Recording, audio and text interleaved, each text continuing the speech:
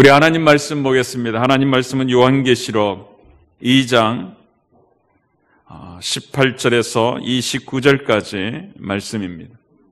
요한계시록 2장 18절에서 29절까지 우리 세 번역으로 함께 봉독하겠습니다. 두아디라 교회의 심부름꾼에게 이렇게 써 보내라. 그 눈이 불꽃과 같고 그 발이 노새와 같으신 분, 곧 하나님의 아들이 이렇게 말씀하신다. 나는 내 행위와 내 사랑과 믿음과 섬김과 오래 참음을 알고 또 내 나중 행위가 처음 행위보다 더 훌륭하다는 것을 안다. 그러나 내게 나무랄 것이 있다. 너는 이세벨이라는 여자를 용납하고 있다. 그는 스스로 예언자로 자처하면서 내 종들을 가르치고 그들을 미혹시켜서 간음하게 하고 우상의 재물을 먹게 하는 자다. 내가 그에게 회개할 기회를 주었으나 그는 자기 음행을 회개하려 하지 않았다. 보아라, 나는 그를 병상에다 던지겠다. 그와 더불어 간음하는 자들도 그와의 행위를 회개하지 않으면 큰 환난을 당하게 하겠다. 그리고 나는 그의 자녀들을 반드시 죽게 하겠다. 그러면 모든 교회는 내가 사람의 생각과 마음을 살피는 분임을 알게 될 것이다. 나는 너희 각 사람에게 그 행위대로 갚아주겠다. 그러나 두아디라에 있는 사람들 가운데서 그의 가르침을 받아들이지 않은 사람들, 곧 사단의 깊은 흉기에 물들지 않은 사람들인 너희 남은 사람들에게 내가 말한다.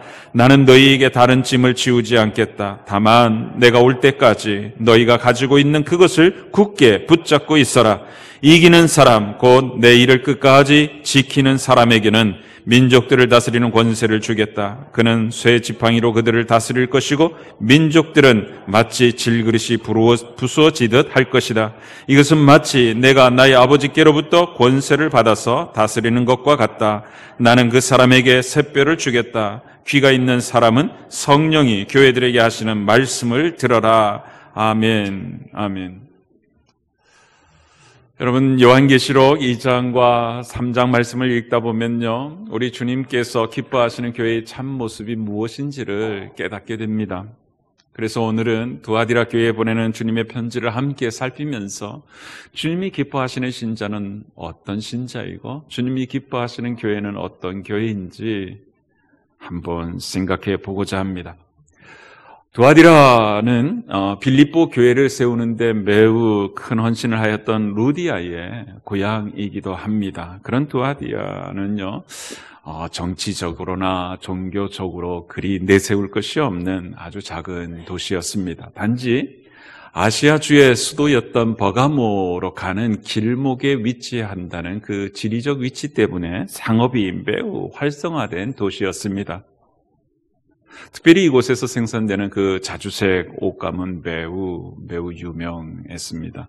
바로 그런 도시에 주님의 교회가 세워진 거죠. 누가 언제 어떻게 세웠는지 분명치 않지만 빌립보 교회를 세웠던 그 일에 헌신했던 루디아가 자기 고향에 그 개척하는데 어떤 영향력을 끼치지는 않았을까, 이렇게 생각하는 이들도 있습니다. 아무튼 이 작은 도시에 세워진 두아디라 교회를 우리 주님께서 매우 흐뭇한 모습으로 칭찬하는 게 있었습니다.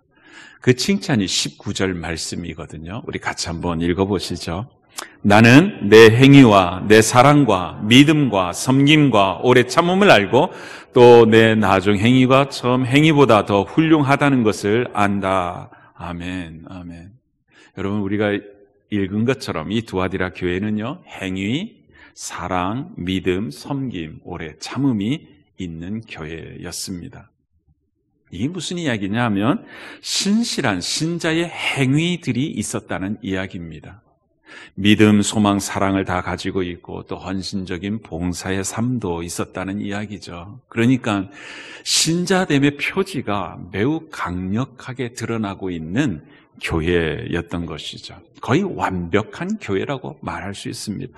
가져야 될 것 다 갖춘 그런 교회였습니다. 그래서 주님께서 칭찬하신 거죠. 뿐만 아니라 이 교회가 더 훌륭한 것은 처음에만 확 그랬다가 그냥 사그라져 버린 것이 아니라 주님께서 내 나중 행위가 처음 행위보다 더 훌륭하다고 말씀하셨듯이 점점 신앙이 자라가는 교회였다는 것이죠. 점점 성숙해지는 교회였습니다. 우리가 이미 살펴봤던 에베소 교회는 처음 행위를 잃어버린 교회가 아니었습니까? 하지만 이 두아디라 교회는요, 처음보다 더 훨씬 열정적인 교회가 되었다는 거죠.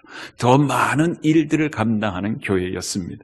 요즘 말로 하면 점점 더 성숙해지는 교회, 점점 더 성장하는 교회, 그 교회가 바로 이 두아디라 교회였습니다. 여러분, 이것만 보더라도 우리 주님께서 우리에게 무엇을 기대하는지 아시겠지요? 다른 것도 아닙니다. 우리들의 신앙이 매일매일 자라나는 것을 기대하시는 것입니다. 예수 그리스도를 닮아가는 성도가 되기를 기대하고 계시다는 사실입니다. 진정한 그리스도의 제자가 되는 것이죠. 이런 성도들이 하나둘 세워지는 교회, 그런 교회가 바로 하나님께서 기뻐하시는 교회라고 우리에게 일깨워 주는 것입니다.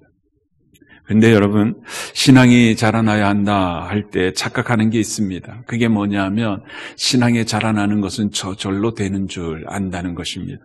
예수 그리스도를 믿은 후에 세월의 흐름에 따라 저절로 내 신앙이 조금씩 자라나는 줄로 안다는 것입니다. 예수 믿는 집안의 아들로 태어나고 딸로 태어나면 자연스럽게 예수 믿는 사람이 되고 저절로 때가 되면 신앙이 쑥쑥 자라는 줄 압니다. 그런데 이 모든 게 착각입니다. 착각. 여러분 혹시 기생독신이라는 말 들어보신 적 있으신가요?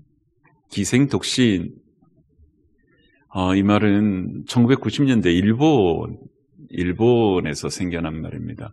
요즘 우리들이 흔히 하는 이야기로 하면 캥거루족이라는 의미인 거예요. 1990년대 장기 불황에 빠진 일본에서 사용된 신조어가 기생독신이라는 말인데, 독립할 나이가 훨씬 지났음에도 불구하고 경제적으로 전혀 독립하려고 하기보다는 부모에게 그냥 얹혀 사는, 그러면서 편안함을 추구하려고 하는 젊은이들을 일컫는 표현으로 기생독신이라 했다 합니다. 왜 이런 일들이 일어났는가? 독립된 어른으로 살기보다는 나이든 아이로 사는 것이 훨씬 편하기 때문입니다. 어린이 되는 데는 눈물과 땀으로 얼룩진 시간이 필요한데 그렇게 하는 것을 꺼려하고 싫어하기 때문입니다.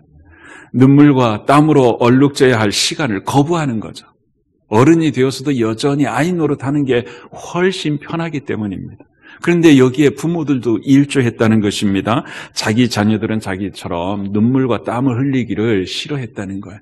그러니 차라리 내 품에서 그냥 편안하게 지냈으면 좋겠다는 부모의 마음이 더해져서 기생독신, 캥거루족들이 늘어났다 하는 것입니다. 그런데 이런 현상이 교회 안에도 팽배하다는 것이죠. 여러분, 이런 의식이 우리들 가운데 있음을 반증하는 표현들이 있는데요. 이런 거예요. 우리 아버지가 장로입니다. 우리 어머니가 권사예요, 목사님. 뭐 이런 표현들. 때로는 이런 것도 있잖아요. 내 남편이 장로예요. 내 아내가 권사예요. 한 걸음 더 나가면 이렇게도 이야기해요. 목사님, 나 장로예요. 여러분, 성숙된 신앙 인격은 그냥 저절로 하늘에서 뚝 하고 선물로 떨어지는 게 아닙니다. 절대로 그런 일은 일어나지 않습니다. 신앙 인격은 절대로 저절로 성숙하고 자라나지 않는다는 말입니다. 신앙의 성숙은 반드시 눈물과 땀을 흘리는 수고함이 빚어내는 열매인 것입니다. 하나님 말씀대로 살아가려고 애쓰는 그 애씀이 빚어내는 결과물인 것이죠. 여러분, 우리가 구원을 얻는 데는 아무것도 필요하지 않습니다. 전적인 하나님의 은혜로 구원을 받습니다. 예수 그리스도께서 이루어놓으신 그 구원의 은혜를 믿음으로 그냥 받기만 하면 되는 거예요. 그런데 하나님의 자녀다움은요, 힘쓰고 애씀이 반드시 있어야 해요. 하나님의 은혜로 구원받은 자가 이제 하나님의 자녀답게 살아가는 삶이 있어야 하는데, 이것은 애써야 하는 거예요. 애써야 하는 거예요. 그리고 우리 보고 반드시 하나님의 자녀가 되었으면 자라나야 한다고, 성숙해야 한다고 요청하고 있다는 것입니다. 여러분, 에베소서 4장 14절과 15절 말씀을 우리 같이 한 번만 읽어보시죠. 함께 보겠습니다. 우리는 이 이상 더 어린아이로 있어서는 안 됩니다. 우리는 인간의 속임수나 강교한 술수에 빠져서 온갖 교훈의 풍조에 흔들리거나 이리저리 밀려 다니지 말아야 합니다. 우리는 사랑으로 진리를 말하고 살면서 모든 면에서 자라나서 머리가 되시는 그리스도에게까지 다다라야 합니다. 아멘. 아멘. 여러분 보십시오.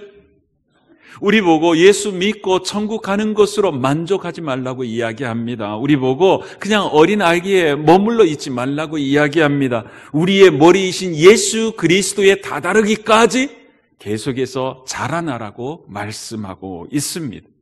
주님을 닮은 온전한 그리스도의 제자가 될 것을 촉구하고 있는 것입니다. 왜 그래야 하냐? 주님은 분명히 이야기합니다. 이 세상 살아가는 동안 신자인 우리들을 미혹하는 일들이 끊임없이 일어날 것이라는 거예요. 그때에 우리들이 흔들리지 않고 요동치지 않기 위해서 반드시 성숙한 신자로 자라나야 한다고 이야기하는 것입니다. 그런데도 처음 믿을 때나 지금이나 하나님을 믿고 사랑하며 자라남이 없습니다. 처음 믿을 때나 지금이나 믿음과 섬김과 인내에 자라남이 없다는 것이 문제인 거예요. 교회를 가만히 보면 만년 갓난 아기들만 가득합니다. 여기저기서 자기를 섬겨달라고 보채는 신앙의 어린아기들이 가득가득하다는 거예요. 여러분 이게 오늘 21세기 우리들의 모습이 아닌가 싶습니다. 그러나 주님은요, 우리 보고 분명히 십자가 군병이라고 말씀하셨습니다. 여러분 우리가 군인이라고 한다면 훈련을 통해서 우리의 전투력을 길러야만 합니다. 어떤 상황에서도 대처할 수 있는 능력을 훈련을 통해서 익혀놓아야 하는 것입니다.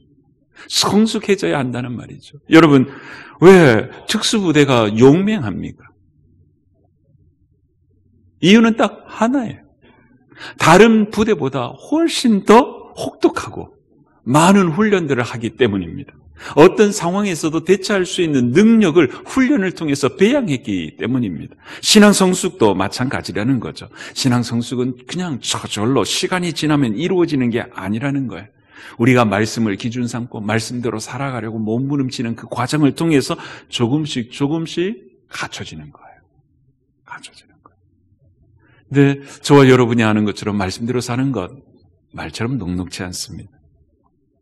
때로는요, 내게 큰 기쁨을 주는 것들을 내려놓아야 할 때가 있습니다. 어떤 때는 정말로 하나님 말씀대로 살아갈 수 있을까 걱정되기도 하고 불안하기도 합니다. 그런데 주님은 그럼에도 불구하고 그렇게 하라고 말씀하시는 것입니다. 하나님 말씀에 순종해 보라는 것입니다. 신앙 성숙을 위해서 수고하라는 것입니다. 하나님의 형상, 하나님의 모습을 닮아가는 일에 힘써 보라고 말씀하는 것입니다. 여러분 매주 설교 말씀을 들은 후에 결단의 시간을 갖고 이 강단 앞에 마련되어 있는 이 헌신대에 나오도록 하는 이유도 바로 이것 때문입니다. 주님의 요청 때문입니다. 여러분 한번 생각해 보십시오. 그냥 설교를 듣고 야 오늘 은혜 받았어 이런 행복한 느낌을 느끼면서 예배당 문을 나서지 않고 이 헌신대 앞에 많은 사람들의 그 시선을 이겨내면서 이 앞에 나와가지고 하나님 앞에 하나님 나 이런 사람 되고 싶습니다. 이번 한 주간 동안 저 이렇게 살아보겠습니다. 헌신하고 한 주간을 산다고 생각해 보십시오. 여러분 그만큼 신앙의 성숙이 일어날 것이 자명합니다. 일상 속에서 그렇게 살아갈 수 있도록 역사해 주시는 성령 하나님의 은혜를 풍성히 체험하게 될 것이 분명합니다. 그냥 설교를 듣고 은혜 받았어. 그리고 예배당을 나서면 흐지부지 되는 경험들 있지 않으세요? 반면에 설교를 듣고 결단한 것 가지고 하나님 앞에 나와서 한 주간 그렇게 살아보겠다고 주님 앞에 고백할 때에 성령 하나님께서 도와주시는 것입니다. 도와주시는 것. 그렇게 조금씩 성숙해지는 것입니다. 여러분 이런 모습이 저와 여러분에게 매 주일마다 강력하게 나타나게 되기를 주의 이름으로 축복합니다. 두아디라는 그거에서 칭찬을 받았던 거예요. 두아디라 교회는 점점 더 성숙해지는 교회였고 주님께서 정말 훌륭하다고 칭찬하는 교회였습니다. 그런데 여러분 그런 교회에도 책망할 것이 하나 있다고 말씀하셔요. 여러분 20절 말씀 같이 한 번만 읽어보시죠. 함께 보겠습니다. 그러나 내게 나무랄 것이 있다. 너는 이세벨이라는 여자를 용납하고 있다. 그는 스스로 예언자로 자처하면서 내 종들을 가르치고 그들을 미혹시켜서 간음하게 하고 우상의 제물을 먹게 하는 자다. 아멘. 아멘. 여러분 책망의 내용이 뭐예요? 주님께서는 이 두아디라 교회가 스스로 예언자라고 자처하면서 성도들을 미혹하는 이세벨이라는 여인을 용납한 것을 책망합니다. 여기서 이야기하는 이세벨, 그녀가 누구인지에 대해서는 의견이 분분한데요. 실제 두아디라 교회에 실존했던 인물로서 자칭 예언자라 하면서 미혹했던 여인이라 보는 이들도 있고, 구약에 나오는 이세벨 왕후가 했던 일을 추종하는 무리들을 가리키는 것으로 보기도 합니다. 근데 저는 오늘 이 본문 속에서는 두아디라 교회에 존재했던 실존의 인물로 생각하면 좋겠다 싶습니다. 어쩌면 이 이세벨이라는 여인은요, 두아디라의 어느 다른 신전을 섬겼던 여사제였을 것 같습니다. 왜냐하면 그녀의 가르침이 우상을 섬기게 하고 간음하게 하고 그 재물을 먹게 하기 때문입니다. 신전을 섬기던 중에 어쩌면 이 이세벨이라는 여인은 회심하고 교회를 다니게 되지 않았나 싶습니다. 그런데 이 이세벨이라고 하는 이 여인은 상당한 리더십을 가졌던 여인인 것이 분명합니다. 지적이고 말을 잘하는 여인임에 틀림없습니다. 일반 성도들은 물론이고 두아디라 교회의 지도자들을 설복시켰기 때문이죠. 이 여인은 두아디라 교회를 섬기는 지도자들에게 접근했습니다. 그들에게 접근해서 하나님의 말씀을 새롭게 해석해 준다고 이야기하면서 행음할 것을 촉구하고 우상의 제물을 먹도록 유혹했다는 것입니다. 하나님의 말씀을 바로 해석해 준다고 하면서 발람의 교훈을 가르쳤던 것입니다. 그녀가 가르쳤던 그의 가르침을 주님께서는 사단의 깊은 흉계라고 단정했습니다. 하나님의 깊은 뜻을 헤아리고 이해하는 것이냐 포장해서 가르치면서 결국은 우상을 숭배하고 음행의 삶을 살도록 미혹했다는 말인 것이죠. 이렇게 이세벨은 두아디라 교회에 들어와서 하나님의 일꾼들을 유혹하여 넘어뜨리고 그들을 사단의 깊은 자리, 죄악의 깊은 자리로 이끌고 있었습니다. 두아디라 교회의 성도들을 타락의 자리로 이끌고 있었던 것입니다. 그런데 21절 말씀을 보면요, 우리 주님께서 그런 이세벨에게도 돌이킬 수 있는 기회를 주고 계시다는 사실이에요. 그런데 이 이세벨이라고 하는 이 여인은요, 그럼에도 불구하고 우상을 섬기고 음행을 일삼는 일을 회개하지 않습니다. 그래서 주님께서 그러한 이세벨과 그녀를 따르는 모든 추종자들을 심판하시겠다고 말씀합니다. 그게 22절, 23절이에요. 우선 22절 말씀 같이 한번 읽어보시죠. 보아라, 나는 그를 병상에다 던지겠다. 그와 더불어 간음하는 자들도 그와의 행위를 회개하지 않으면 큰 환난을 당하게 하겠다. 아멘. 아멘. 우선 주님의 심판은 이세벨을 향하고 있습니다. 나는 그를 병상에다 던지겠다 말씀하시는데, 병상에 던지겠다는 말씀은 질병에 걸려 침상에 눕게끔 하시겠다는 말씀인 것이죠. 주님께서 질병을 통해서 이 이세벨이라는 여인을 심판하시겠다는 이야기인 것입니다. 여러분, 하나님의 뜻을 왜곡하고 교회를 사단의 자리로 이끈 주범이니까 주님께서 가만히 놔둘 리 만무합니다. 당연히 그 행위대로 심판하실 것이 분명합니다. 그래서 이세벨을 심판하신다고 이야기합니다. 그리고 두 번째는요, 그녀와 더불어 간음한 자들을 심판하시겠다고 말씀합니다. 그와 더불어 간음한 자들도 그와의 행위를 회개하지 않으면 큰 환난을 당하게 하겠다 말씀하십니다. 여기서 그와 더불어 간음한 자는 실질적으로 이세벨과 간음한 그런 사람들이라는 말이기보다는 이세벨의 교훈을 따르며 우상 숭배의 길을 가고 있는 사람들을 가리킨다 보아야 할 것입니다. 그들도 이세벨에게 회개할 수 있는 기회를 주었던 것처럼 돌이킬 수 있는 기회를 주고 계십니다. 그러나 그 기회를 저버리면, 회개하지 않으면 환난 가운데 던져버리시겠다 말씀합니다. 그리고 세 번째 심판의 대상은 누구냐면 그 가르침을 열광적으로 추종하는 자들입니다. 그게 23절인데요. 우리 같이 한번 읽어봅시다. 그리고 나는 그의 자녀들을 반드시 죽게 하겠다. 그러면 모든 교회는 내가 사람의 생각과 마음을 살피는 분임을 알게 될 것이다. 나는 너희 각 사람에게 그 행위대로 갚아주겠다. 아멘. 아멘. 여러분, 여기 이야기하고 있는 그의 자녀들은요, 이세벨의 교훈에 완전히 몰입해 있는 추종자들을 가리킵니다. 이세벨의 유전자를 받은 자녀들처럼, 이세벨의 분신처럼 이세벨의 교훈에 완전히 쇠뇌당해서 이세벨의 교훈을 추종하는 사람들을 이야기합니다. 이들도 회개하기를 거부했던 이세벨처럼 회개하기를 거부했습니다. 그래서 그들에게는요, 두 번째 그룹에게 회개의 기회를 주셨던 것처럼 하지 않으세요. 그냥 회개의 기회도 주지 아니하시고 죽이시겠다고 말씀하셔요. 그런데 여러분, 이들 추종자들에게 이렇게 강력한 심판을 경고하시는 이유가 무엇일까요? 그 이유는 다른 것 아닙니다. 신앙 성숙은커녕 구원의 믿음마저 저버리고 사단의 깊은 것을 추종하였기 때문입니다. 가졌던 믿음조차 지키지 못했기 때문입니다. 그리고 그들에게 강력하게 징계하시는 또 다른 이유는 모든 교회로 하여금 경계하도록 하기 위해서였습니다. 주님께서 분명히 말씀하시기를 모든 교회는 내가 사람의 생각과 마음을 살피는 분임을 알게 될 것이다, 이렇게 말씀하셔요. 이들을 징계하겠다는 그 경고를 통해서 모든 교회로 하여금 깨어있도록 만드시겠다는 것입니다. 하나님께서 기뻐하시는 행위들을 그들의 인생 속에 채워가는 신자로 일깨우겠다는 마음인 것이죠. 그렇다면 여러분, 우리는 어떻게 해야 할까요? 여러분, 이 두아디라 교회 안에 있는 성도들 가운데 이세벨의 교훈을 받지 않는 사람들, 그 남은 자들이 있었는데 그 남은 자들에게 하시는 주님의 말씀을 들어보면 됩니다. 우리 24절, 25절 말씀 같이 한번 읽어봅시다.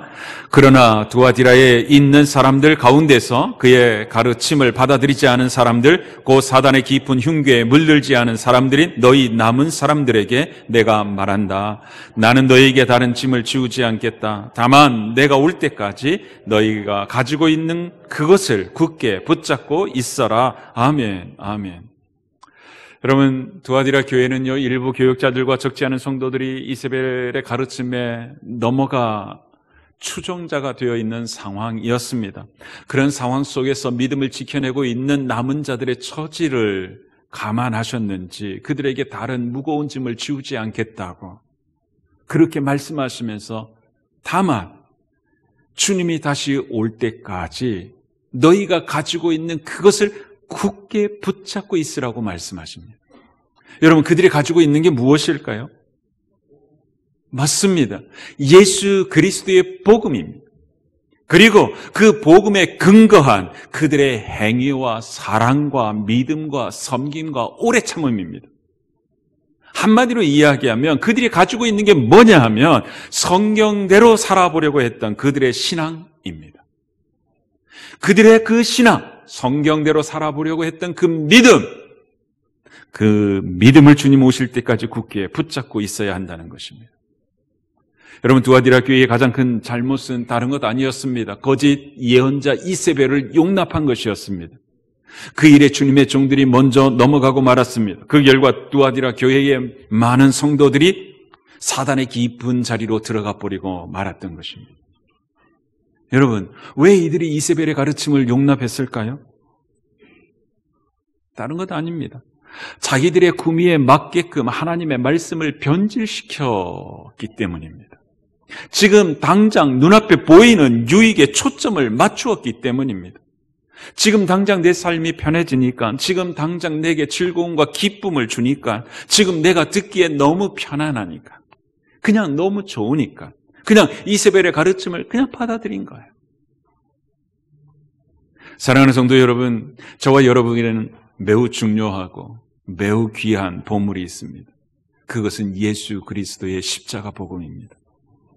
주님은 이걸 끝까지 붙잡고 있으라고 말씀하시는 것입니다. 이단의 유혹에 빠질 것이 아니라 오직 예수 그리스도의 십자가 복음을 붙잡고 있으라고 이야기합니다. 그리고 우리에게는 교회 공동체가 있다고 하십니다. 우리 교회를 통하여 이루고자 하시는 하나님의 뜻이 있다는 거예요. 그 일을 우리가 끝까지 붙잡고 있어야 한다는 것입니다. 사랑하는 성도 여러분, 이 교회 저 교회에 기웃거리지 않기를 주의 이름으로 축복합니다. 여러분, 하나님께서 여러분을 우리 교회로 부르신 이유는 이 교회를 통하여 하늘의 신령한 복을 여러분 모두가 받아 누리기를 원하시기에 이 교회로 부르신 것입니다. 이 교회를 통하여 이루실 하나님의 그 영광스러운 구원의 사역에 저와 여러분을 사용하고 싶으셔서 우리 교회에 부르신 것입니다. 그러니 사랑하는 성도 여러분, 우리 모두 하나님의 부르신 이 부르심에 충성하며 살아보십시다. 우리 교회를 통하여 천국으로 불러들일 수많은 VIP들을 구원하는 일에 헌신하며 살아보십시다. 뿐만 아니라 우리의 자녀들, 자자손손이 우리 교회 공동체를 통하여 우리 아버지 하나님을 섬기는 그런 교회로 세워보십시다. 이런 믿음을 가지고 나의 신앙 성숙을 날마다 이루어가며 주님이 주실 그 복음을 끝까지 붙들고 있는 자들에게 주님께서 상급을 주시겠다고 약속하고 계십니다. 여러분, 26절 이하의 말씀이거든요. 우리 같이 한번 마지막 29절까지 읽어보십시다. 이기는 사람, 곧 내 일을 끝까지 지키는 사람에게는 민족들을 다스리는 권세를 주겠다. 그는 쇠 지팡이로 그들을 다스릴 것이고 민족들은 마치 질그릇이 부수어지듯 할 것이다. 이것은 마치 내가 나의 아버지께로부터 권세를 받아서 다스리는 것과 같다. 나는 그 사람에게 새 뼈를 주겠다. 귀 있는 사람은 성령이 교회들에게 하시는 말씀을 들어라. 아멘, 아멘. 여러분 보십시오. 이기는 사람, 내 일을 끝까지 지켜 행하는 사람에게는 민족을 다스리는 권세를 주겠다고 말씀합니다. 나는 그 사람에게 새 뼈를 주겠다고 약속합니다. 여러분, 이것이 복음을 끝까지 지켜내며 우리의 신앙 행위를 끝까지 지켜내는 신자들에게 주시는 하나님의 상급인 줄 믿습니다. 주님께서 만국을 다스리는 그 마지막 날, 그 영광의 자리에 우리 모두로 하여금 들어올 수 있게끔 해주시겠다는 말씀인 거예요. 그 권세가 얼마나 놀라운지, 마치 쇠 지팡이로 질그릇을 부수는 것과 같은 권세라고 이야기하셔요. 뿐만 아니라 샛별을 주시겠다고 하시잖아요. 여러분, 샛별이 뭡니까? 새벽 동쪽 하늘에 유독 반짝이는 금성, 그 금성을 두고 우리는 샛별, 새벽별이라 하지 않습니까? 그러니 샛별은 무엇입니까? 영원히 빛나는 영광을 의미하는 것이죠. 주의 십자가의 복음을 끝까지 붙들고 하나님의 말씀을 기준 삼고 삶을 살아내는 자들에게 샛별처럼 빛나는 영광을 주시겠다는 주님의 약속인 것입니다. 그러니 사랑하는 성도 여러분, 아무리 힘들고 어려워도 우리 모두 성경 말씀대로 신앙생활 해보십시다. 성경 말씀 앞에 내 생각 내려놓읍시다. 성경이 하라 하면 하는 거죠. 성경이 하지 말라 하면 하지 않는 거죠. 성경이 그렇다 하면 아직 내 마음속에 회의가 있어도 그런 줄 아는 것입니다. 성경이 아니라 하면 아닌 줄로 아는 것입니다.